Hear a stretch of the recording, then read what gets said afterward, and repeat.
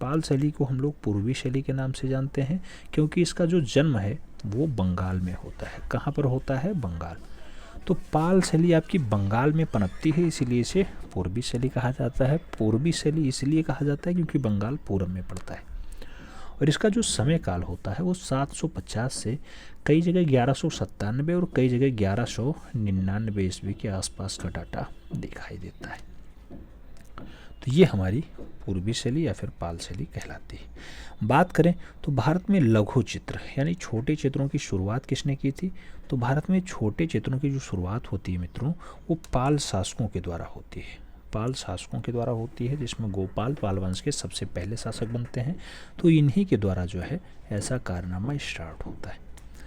आप जानते होंगे पाल शैली पूर्वी भारतीय शैली होती है और पूर्वी भारतीय शैली के साथ साथ इससे जो डाटा पूछा जाता है मित्रों, इससे जो डाटा पूछा जाता है ये किस धर्म से है? तो ये बौद्ध धर्म का डाटा माना जाता है, ये भी याद रखना।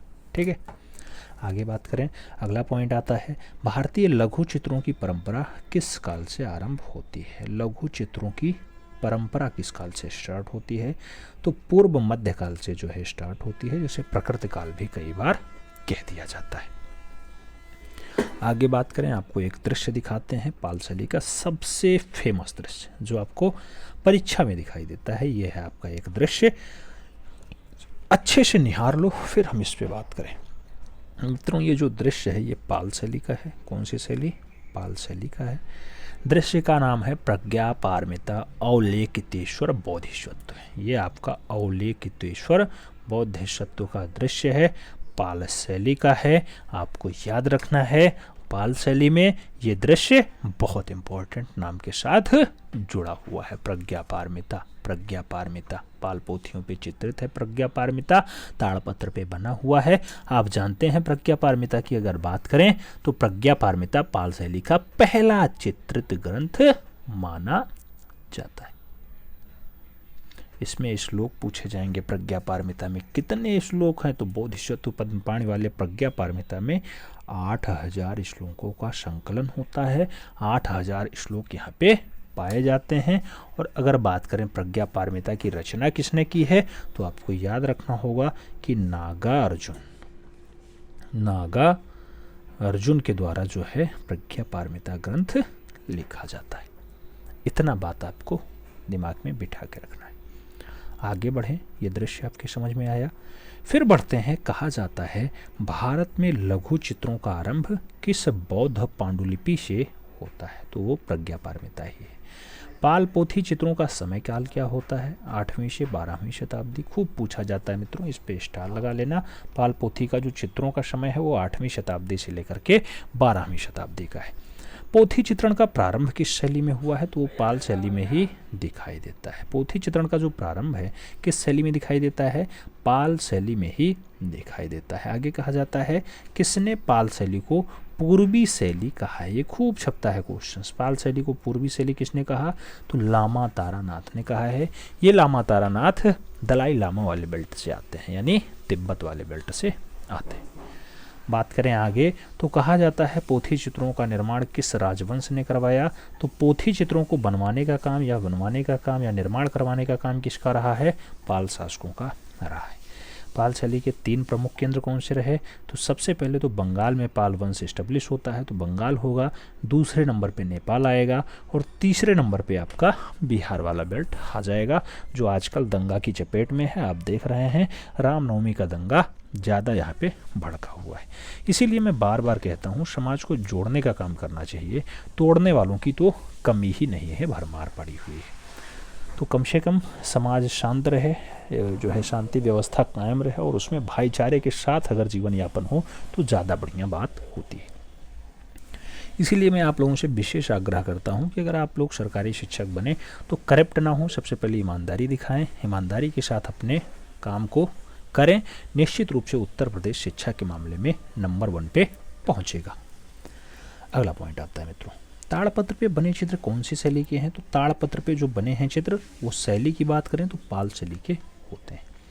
और आगे बात करते हैं, अगला पॉइंट आता है पाल शैली के संरक्षक कौन होते हैं? तो जब पाल शैली के संरक्षण की बात होगी तो पाल शासक ही आएंगे, क्योंकि पाल वंश में ही पाल पोथियां बनी हैं, तो पाल शैली का संरक्षण भी जो है पाल शासकों के द्वारा ही किया जाएगा। आगे बात करते हैं, अगला पॉइंट आता है, तिब्बती इतिहासकार लामा तारानाथ ने किसे पाल पोथी या पाल शैली का संस्थापक माना? तो पाल शैली का संस्थापक अगर पूछा जाए तो धीमान और वित्तपाल लगाना, ये दोनों कलाकार हैं। और पाल वंश के संस्थापन की बात हो तो आपको गोपाल लगाना है। पाल वंश की स्थापना गोपाल ने की, 750 से 770 तक राजा रहे। जबकि पाल शैली की बात हो तो आपको धीमान और वित्तपाल का नाम याद होना चाहिए, धीमान और वित्तपाल का नाम याद होना चाहिए। आगे बात करते हैं मित्रों, अगला पॉइंट आता है भागलपुर बिहार में। कहाँ पर? भागलपुर में। भागलपुर बिहार में गंगा नदी के किनारे विक्रमशिला विश्वविद्यालय, कौन सा? विक्रमशिला विश्वविद्यालय की स्थापना किसने की? तो आप जानते हैं गोपाल के पुत्र का नाम होता है कौन? धर्मपाल। तो धर्मपाल ने बिहार भागलपुर में गंगा नदी के किनारे विक्रमशिला विश्वविद्यालय की स्थापना की थी। और आगे बात करते हैं, गीत गोविंद के रचयिता की बात होगी। तो गीत गोविंद के रचयिता जयदेव हैं। और ये किसके दरबार में रहा करते थे? तो जयदेव जी लक्ष्मण सेन के दरबार में रहा करते थे। लक्ष्मण सेन के दरबार में गीत गोविंद के रचयिता जयदेव रहा करते थे। बहुत अच्छे अच्छे जो है कलाकार रहते थे, कल की क्लास में हमने बताया है। आगे बात करें, पाल राजाओं के समय कांस्य मूर्तियां कला का प्रमुख केंद्र कौन सा रहा है? तो अगर कांसा की मूर्ति आपको देखनी है तो कुकिहार गया वाला बेल्ट देखिएगा, ये भी बिहार का हिस्सा होता है। तो कुकिहार गया में आपको कांस्य मूर्तियां दिखाई दे जाएंगी। और आगे बात करें, आरंभिक ग्रंथ चित्र किस पर बने हैं? तो आरंभ काल में जो ग्रंथ चित्र होते हैं मित्रों वो ताड़पत्र पे ही बने बताए जाते हैं। पाल पोथी चित्र बनाए गए हैं किस पे? ताड़पत्रों पे बनाए गए हैं। पाल शैली के दृष्टांत चित्रों में किस लिपि में जो है आलेखन मिलता है? तो लिपि की अगर बात होती है तो देवनागरी लिपि में आपको यहाँ पे आलेखन मिलता है। कुछ लिखा पढ़ा दिखाई दे तो लिपि आपकी देवनागरी लिपि हो जाती है। और आगे बात करते हैं, बौद्ध ग्रंथ विनय पिटक। विनय पिटक कौन सी भाषा में लिखा गया? तो बौद्ध जैसे शब्द आए तुरंत एक ही भाषा लगाना, वो आपका पाली होगा। चाहे आप उपदेश की बात करें, चाहे आप जो है विनय पिटक हो, धम्म पिटक हो, अभिधम्म पिटक जिसे कहा जाता है, सुक्त पिटक की बात हो, ये तीनों पिटकों को बात करें अगर तो ये पाली भाषा में ही लिखे गए। आगे बात करते हैं मित्रों, अगला पॉइंट आता है, पाल शैली में किस शैली को अपनाया गया? पाल चित्रों में कौन सी शैली अपनाई जाती है? तो पाल में 3 टाइप की शैली आती हैं, नाग शैली भी आती है, देव शैली भी आती है और यक्ष शैली भी आती है। तो इसमें जो है नाग शैली को अपनाया गया। पाल चित्रकला किस प्रदेश की होती है? सीधा क्वेश्चंस बना है, खूब छपा है, इस पे स्टार लगाना। तो ये छपते हैं क्वेश्चंस, तो बंगाल में जो है ये पाल शैली स्टेब्लिश होती है, बंगाल की ये शैली मानी जाती है। तो पाल चित्रकला किस प्रदेश की है? बंगाल की है। आगे बात करते हैं, अजंता की परंपरा विद्यमान है, कहाँ पे विद्यमान है? पाल शैली में ही विद्यमान होती है। बुद्ध योग मुद्रा में कमल पर आसीन है। बुद्ध योग मुद्रा में है, कमल पर आसीन है, कमल पर बैठे हुए हैं। किस शैली का उत्कृष्ट उदाहरण होता है? तो ये आपकी पाल शैली का बढ़िया वाला नमूना होता है। पाल शैली का बढ़िया वाला क्या माना जाता है? उदाहरण माना जाता है। आगे बात करते हैं, अगला पॉइंट आता है मित्रों, कहा जाता है प्रमुख सचित्र पाल पोथी। प्रमुख सचित्र पाल पोथियाँ कौन कौन सी हैं? तो पहला नाम प्रज्ञा पारमिता का आता है, दूसरा नाम साधनमाला का आता है, तीसरा नाम पंचशिखा का आता है, चौथा नाम करण देव गुहा का आता है, पांचवा नाम गंधर्व व्यूह का आता है। तो गंधर्व व्यूह, करण देव गुहा, पंचशिखा, साधनमाला और प्रज्ञा पारमिता ये पाल काल में अच्छी पोथियाँ मानी जाती हैं। ये सब आपसे पूछा जाता है। ठीक है, आगे बात करते हैं, पाल के लघु चित्र किससे संबंधित होते हैं? तो पाल के जो लघु चित्रण हैं यानी छोटे छोटे चित्रण हैं, ये किससे संबंधित है मित्रों? ये बौद्ध धर्म से संबंधित माने जाते हैं। आगे कहें तो पाल पोथियां संबंधित हैं, किससे संबंधित हैं? महायान बौद्ध धर्म से संबंधित मानी जाती हैं पाल पोथियां। पाल चित्र शैली का जो आधार ग्रंथ है वो क्या है? तो वो प्रज्ञा पारमिता ही होता है। आगे बात करें, ताड़पत्र पे चित्रित पहला ग्रंथ कौन सा है? प्रज्ञा पारमिता ही है, प्रज्ञा पारमिता है। पाल शैली में चित्रित प्रथम ग्रंथ कौन सा है? तब भी आपको प्रज्ञा पारमिता लगाना होगा। महायान बौद्ध ग्रंथ की अगर बात हो तो आप जानते हैं बौद्ध धर्म को ही 2 भागों में बांटा जाता है, एक तो महायान और जो है आपका दिगंबर, और जो है श्वेतांबर में बढ़ते हैं वो आपके जैन धर्म होते हैं, जबकि यहाँ पे आपको महायान में देखना होगा। तो महायान बौद्ध ग्रंथ का सबसे बढ़िया वाला तो प्रज्ञा पारमिता है। इसका जो रचना काल है 100 ईसा पूर्व से 600 ईसा पूर्व तक, 100 ईसा पूर्व से लेकर के 600 ईस्वी तक होता है। और इसमें जो श्लोकों की संख्या है वो कितनी है?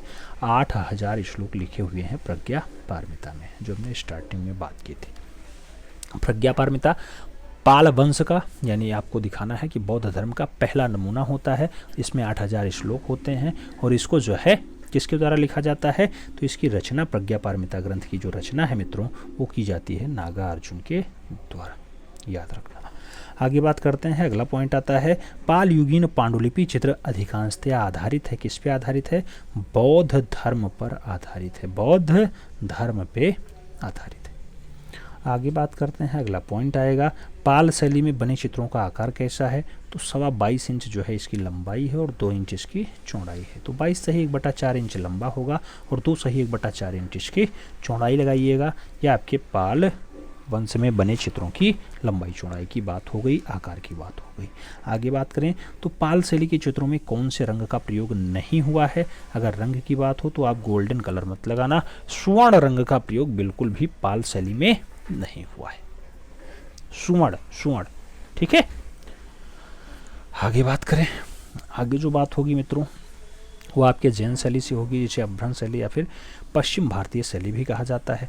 आप जानते हैं पश्चिम भारतीय शैली मतलब जो दक्षिण भारत से नहीं, सीधे सीधे आपके पश्चिम वाले बेल्ट से, गुजरात वाले बेल्ट से आ जाए वो आपकी पश्चिम भारतीय शैली हो जाएगी। तो 1100 ईस्वी से 1500 ईस्वी के मध्य का जो डाटा होता है वही आपका पश्चिमी शैली होता है। जैन चित्रकला कहलाती है, ये लघु चित्र होते हैं, याद रखना है।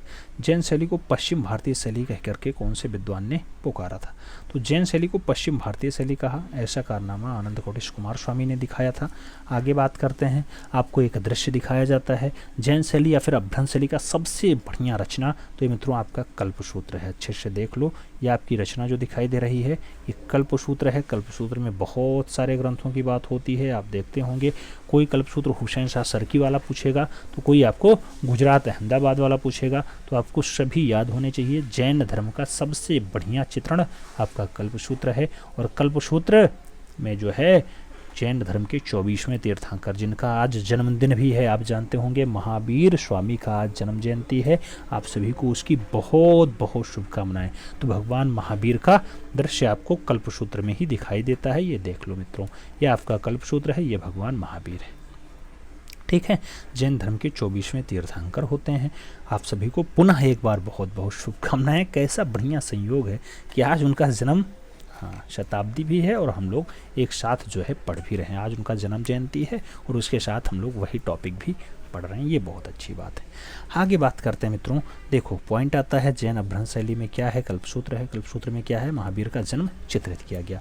महावीर कौन थे, जैन धर्म के 24वें तीर्थंकर होते हैं। इनका जन्म चित्रित किया गया किसमें, तो कल्पसूत्र में चित्रित किया गया। अभ्रंश शैली में अंग प्रत्यंग बने होते हैं, कैसे, तो अंग और प्रत्यंग, अंग आपका स्थिर होता है और जो प्रत्यंग आपका है वो जकड़ा हुआ दर्शाया गया है अभ्रंश शैलियों में।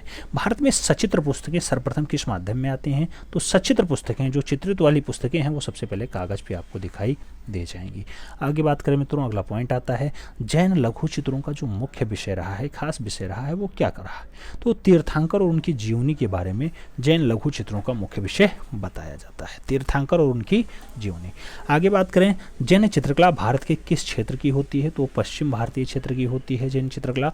और अगर हम लोग बात करते हैं तो थोड़ा सा एक दृश्य देख लें महावीर स्वामी के ऊपर, देख लो आज महावीर स्वामी का जन्मदिन है, तो आपको अच्छे से बाबा महावीर अनंत कृपा दृष्टि बनाए रखें। ये आपका महावीर स्वामी का दृश्य है, अच्छे से देखिएगा। इनके मृत्यु, जन्म और आगे की बात करें तो महावीर स्वामी 599 ईसा पूर्व में जन्म, 527 ईसा पूर्व में इनकी मृत्यु होती है। जैन धर्म के 24वें अंतिम तीर्थंकर होते हैं कौन, महावीर स्वामी। महावीर स्वामी का जन्म कहाँ हुआ, तो कुंडल ग्राम में होता है। महावीर का जन्म कब हुआ, तो 599 ईसा पूर्व लगाना। महावीर को कैवल्य, कैवल्य मतलब होता है ज्ञान, तो ज्ञान की प्राप्ति कब होती है मित्रों, तो जाम्भिक ग्राम के समीप एक ऋजुपालिका नदी बहती है, उसके तट पर एक साल वृक्ष होता है, उसी के नीचे बैठ करके इन्हें जो है ज्ञान की प्राप्ति होती है, यानी कैवल्य प्राप्त होता है। बात करें महावीर स्वामी के पिताजी की, तो सिद्धार्थ इनके पिता का नाम है। माता का जो नाम होता है मित्रों त्रिशला होता है और इनकी जो पत्नी का नाम है उनका नाम यशोदा होता है। पत्नी का नाम यशोदा है, महावीर स्वामी की पत्नी का नाम यशोदा है। जबकि महावीर स्वामी की एक पुत्री होती है, पुत्री का नाम क्या होता है, अड़ोज्या होता है। कई जगह आपको प्रियदर्शनी इनका नाम जो है लिखा मिलेगा, तो अड़ोज्या या फिर प्रियदर्शनी एक ही बात होती है। महावीर स्वामी की पुत्री का नाम होता है। और अड़ोजिया या प्रियदर्शनी के जो पति हैं उनका नाम क्या होता है? तो मित्रों वो महावीर स्वामी के पहले अनुयायी बनते हैं, उनके दामाद नाम होता है जमाली। तो जमाली जो है अड़ोजिया या प्रियदर्शनी के पति का नाम है। आगे बात करें, महावीर स्वामी की मृत्यु कब होती है? 527 ईसा पूर्व के लगभग हो जाती है। 72 वर्ष की आयु में इन्होंने राजगृह के पावापुरी में अंतिम सांस ली है। पावापुरी में इन्होंने अंतिम सांस ली। आगे बात करें, जैन धर्म के संस्थापक और पहले तीर्थंकर, तो ऋषभदेव आता है। लेकिन जब पूछा जाए जैन धर्म के वास्तविक संस्थापक कौन है, तब आपको लगाना होता है महावीर स्वामी। आगे बात करें मित्रों, अपभ्रंश चित्रों का विषय क्या होता है? तो अपभ्रंश चित्रों का जो विषय है वो जैन ही होता है। और कल्पसूत्र का सर्वप्रथम चित्रण शैली किसमें हुआ है? तो कल्पसूत्र चित्रित होता है सबसे पहले आपको जैन शैली में ही चित्रित दिखाई देगा। कल्पसूत्र किसकी रचना है? तो आप जानते हैं कि कल्पसूत्र जो रचना है वो भद्रबाहु के द्वारा रचित है। तो भद्रबाहु की रचना है कल्पसूत्र।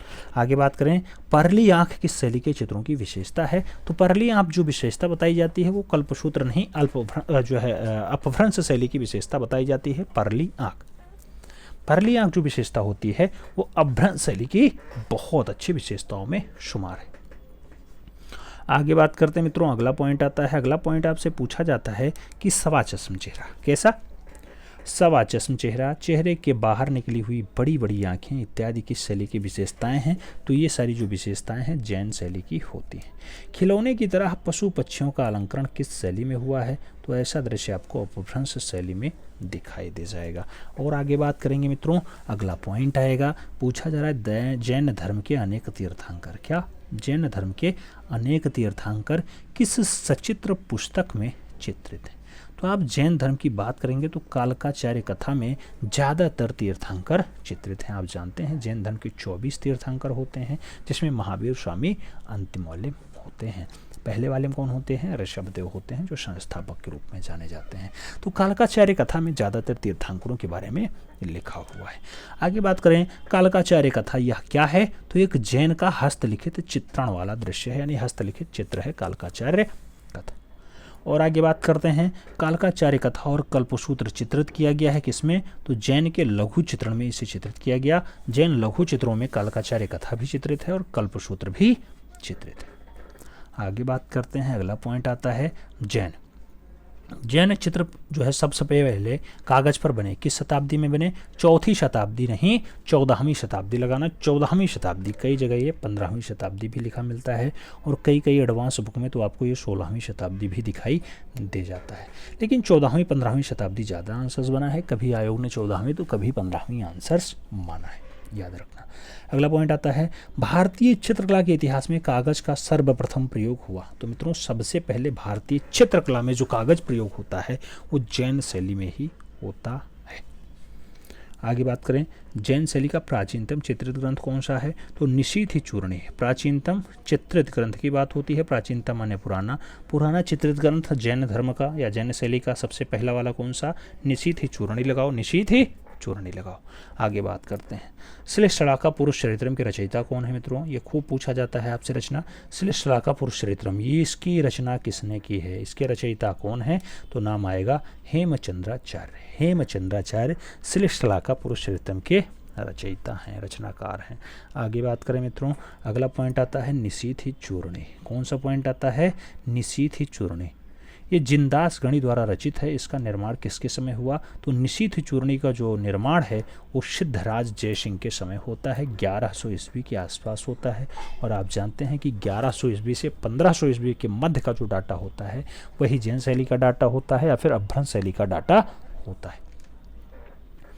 आगे बात करते हैं, अगला पॉइंट आता है कल्पसूत्र। कौन सा? कल्पसूत्र। इसकी सबसे उत्तम प्रति कहाँ पे है? तो खूब पूछा जाता है। कल्पसूत्र की सबसे बढ़िया वाली चित्रित प्रति कहाँ है?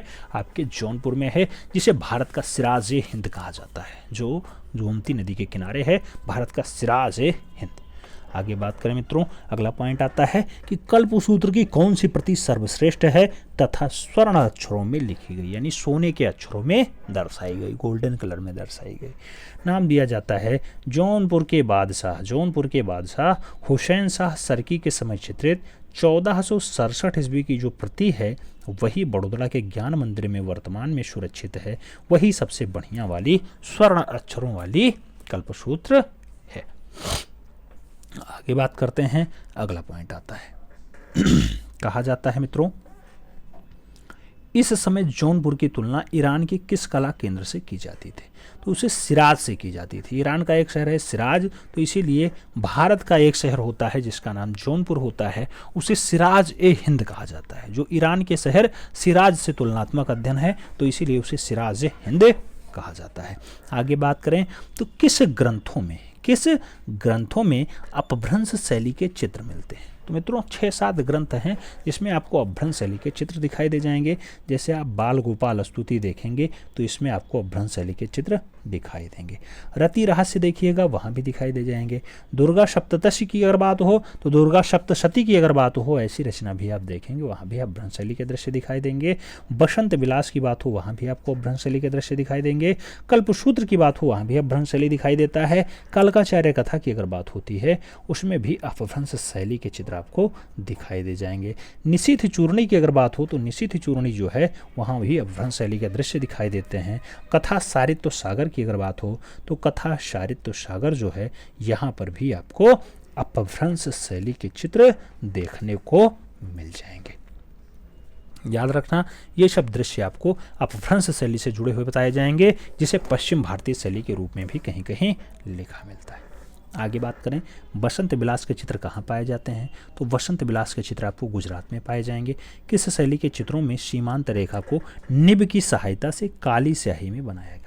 कौन सी शैली का चित्र है जो सीमांत रेखा की सहायता से निब आप जानते हैं तूलिका का प्रयोग नहीं किया गया, निब का प्रयोग किया गया। तो निब का प्रयोग अपभ्रंश शैली में चित्रों को बनाने के लिए किया गया है। और निब में कौन सा रंग निकाला गया? काली स्याही, काले रंग से जो है अपभ्रंश शैली में सीमांत रेखा के माध्यम से चित्र बनाया गया।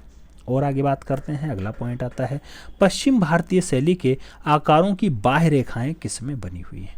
तो काली स्याही के कलम के द्वारा दर्शाई गई हैं पश्चिम भारतीय शैली की बाह्य रेखाएं।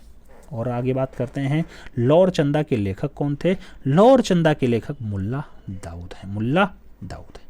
आगे बात करें मित्रों, अगला पॉइंट आता है, अपभ्रंश शैली के चेहरे कैसे दिखाई देते हैं? तो भाव शून्य होते हैं यहाँ के चेहरे, भाव शून्य। और आगे बात करते हैं, अगला पॉइंट आता है, पूछा जा रहा है जैन शैली के चित्रों में किन रंगों की प्रधानता होती है? जैन शैलियों के चित्रों में कौन से रंगों की प्रधानता होती है? तो प्राइमरी रंग यानी प्राथमिक रंग आते हैं। लाल, पीला और नीला जो है आपके रंगों में खूब ज्यादा दिखाई देते हैं, इसकी प्रधानता है। आगे बात करें मित्रों, अगला पॉइंट आता है, जैन शैली में पशु पक्षी तथा प्रकृति का चित्रण कैसा हुआ है? तो प्रकृति का जो चित्रण हुआ है वो अस्वाभाविक रूप से हुआ है। और आगे बात करते हैं, अगला पॉइंट आता है, पट चित्रों के निर्माण में किस शैली को अपनाया गया है? तो पट चित्रों के निर्माण में जो शैली अपनाई गई है उसे गौड़ शैली कहा जाता है। कौन सी शैली? गौड़ शैली। आगे बात करते हैं, कहा जाता है कपड़े पर निर्मित उस काव्य कलाकृति का नाम बताइए जो श्री मेहता को गुजरात से मिली थी। तो श्री मेहता को गुजरात से मिली वसंत विलास नाम होता है। वसंत विलास का जो लिपि काल है 1451 ईस्वी है, 1451 ईस्वी है। आगे बात करते हैं, अगला पॉइंट आएगा बसंत विलास। बसंत विलास में कितने चित्र प्राप्त होते हैं मित्रों? तो बसंत विलास की अगर बात हो तो आपको याद रखना होगा कि 79 चित्रों का उल्लेख बसंत विलास में हुआ है। 8000 श्लोक कहाँ पे हैं? बौद्ध ग्रंथ का प्रज्ञापारमिता, वहाँ पे 8000 श्लोक थे। बसंत विलास में कितने चित्र हैं? 79 है। पूछा जाता है क्वेश्चन, इसलिए बता रहे हैं। अगला पॉइंट, जैन शैली से प्राप्त चौर पंचाशिका के चित्रों में क्या चित्रित है? नाम दिया गया बिलहण और चंपावती के प्रणय लीला को दर्शाया गया है चौर पंचाशिका में। और आगे बात करें, अगला पॉइंट आएगा, जैन शैली को अपभ्रंश शैली नाम किसने दिया? खूब स्टार लगाओ इस पे, बहुत बार छपा है क्वेश्चंस। राय कृष्ण दास ने जैन शैली को अपभ्रंश शैली कह करके पुकारा था। जबकि जैन शैली की खोज की अगर बात की जाए तो जैसे खोज नाम आए आनंद कोटेश कुमार स्वामी, आप लगाना आंसर्स। आगे बात करते हैं मित्रों, आगे कहा जाता है जैन शैली के चित्रों का धरातल क्या होता है? तो जैन शैली में चित्र जो है ताड़पत्र पे भी बने हैं, कपड़े पर भी बने हैं, कागज पर भी बने हैं और दीवार यानी भित्ति पर भी बने हुए हैं। तो ताड़पत्र, कपड़ा, कागज और भित्ति पे जो है आपको जैन शैली के चित्र दिखाई दे जाएंगे। आगे बात आती है, अगला पॉइंट आता है, पाक शास्त्र का ग्रंथ है न्यामतनामा। क्या? न्यामतनामा। ये किसके राज्यकाल में लिखा गया? न्यामतनामा जो है गयासी दून खिलजी के शासनकाल में लिखा जाता है। 1469 से 1500 ईस्वी के समय में न्यामतनामा का रचना हो जाता है। आगे बात करते हैं, अगला पॉइंट आता है जैन शैली का आरंभ। जैन शैली का आरंभ और विकास हुआ 11वीं ईस्वी से लेकर के 15वीं ईस्वी तक जो है जैन शैली का आरंभ और विकास हुआ है। आगे बात करें, जैन शैली की खोज किसने की है? तो डॉक्टर आनंद कोटिश कुमार स्वामी ने जो है जैन शैली को खोजा है। अभी जस्ट हमने बताया था। अगला पॉइंट आता है मित्रों कि सन 1924, क्या? सन 1924 ईस्वी में बर्लिन म्यूजियम जर्मनी में कल्पसूत्र की सचित्र प्रति किसने खोजी? तो आनंद कोटिश कुमार स्वामी ने। इस सन खूब पूछा जाता है, किस सन में? तो 1924 में, 1924 में खोजा गया। आगे बात करते हैं गीत गोविंद और कल्पसूत्र। क्या? गीत गोविंद और कल्पसूत्र ये किस धर्म की सचित्र रचनाएं होती हैं? तो सचित्र रचनाएं जैन धर्म की होती हैं। गीत गोविंद हो चाहे कल्पसूत्र हो, दोनों की दोनों रचनाएं जैन धर्म से संबंधित होती हैं। अगला पॉइंट आता है रति रहस्य। क्या? रति रहस्य। रति रहस्य हो, कामसूत्र हो। रति रहस्य और कामसूत्र ग्रंथों पर आधारित चित्र किस शैली में सबसे पहले बनाए गए हैं? कौन सी शैली में सबसे पहले बनाए गए? तो जैन शैली में ऐसे दृश्य आपको दिखाई दे जाएंगे। रति रहस्य और कामसूत्र जो है ये जैन शैली में सबसे पहले बनाए गए चित्र होते हैं, याद रखना है। तो मित्रों, जो आपको कल क्लास पढ़ाई गई थी, क्लास नंबर 19, उसी का सारगार्भित रिवीजन आपको, सुपर फास्ट रिवीजन आपको आज देखने को मिला है।